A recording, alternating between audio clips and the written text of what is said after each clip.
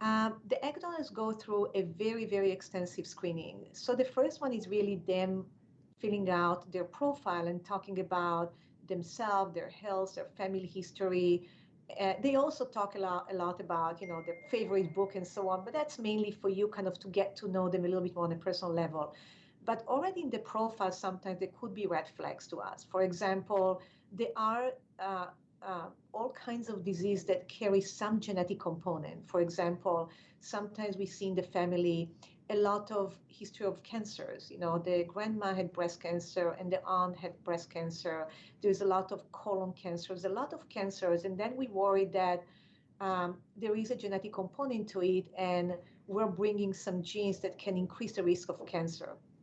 Nowadays, there is technology that can check for genetic mutation responsible for many cancer, but the problem is that it's not for all, meaning let's say somebody in the family have a lot of breast cancer, and we do all the genetic testing for cancer gene.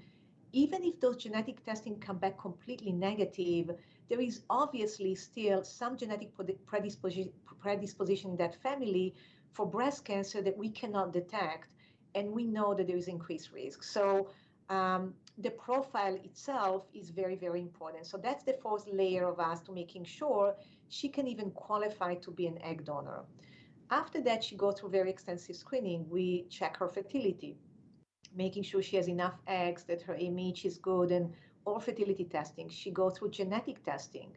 She goes a lot of the times through genetic counseling, psychological evaluation, urine drug screen, STD. So it's a very extensive screening to make sure, one, that she really wants to donate for the right reason. Two, that she doesn't carry anything in her family that could be transmitted to the next generation. Three, that she will be doing it successfully.